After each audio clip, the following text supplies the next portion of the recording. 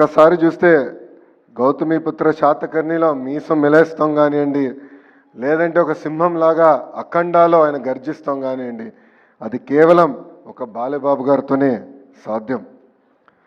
నా పాదయాత్రలో ఆయన డైలాగులు నేను చాలా వాడా.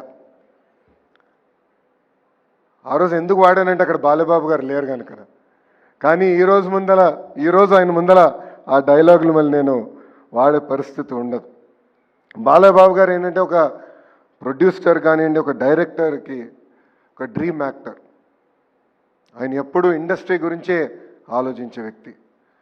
కోవిడ్ వచ్చినప్పుడు కూడా ఏకంగా సినిమా రంగమే ఒక సంక్షోభంలో ఉంటే ఆయన స్టార్ట్ చేసిన సినిమా ఎన్ని ఇబ్బందులున్నా పూర్తి చేస్తాం కూడా ఆనాడు జరిగింది. అంతేకాకుండా ఇప్పుడు ఓటీటీ ఈరా కూడా చూస్తున్నాం. నాకు బ్రహ్మిణి చెప్పింది, ఒక టాక్ షో చేయాలనుకుంటున్నారు. నేను అప్పుడు అనుకున్నా, ఇది సాధ్యమా?